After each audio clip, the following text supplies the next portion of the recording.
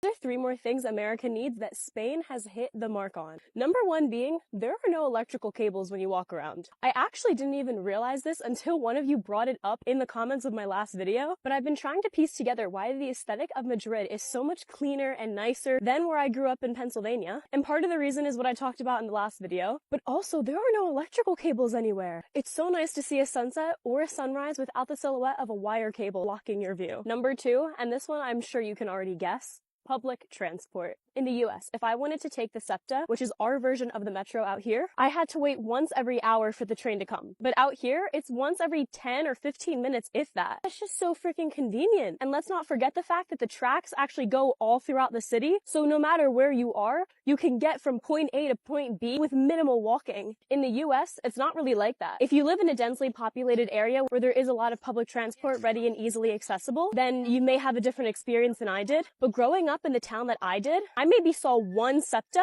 once. I didn't really see it around a lot. And number three, I think we can all agree the US needs to get its shit together when it comes to this, healthcare. I feel like I could go into a very long explanation when I say this, but all of you know what I mean when I say this, public healthcare.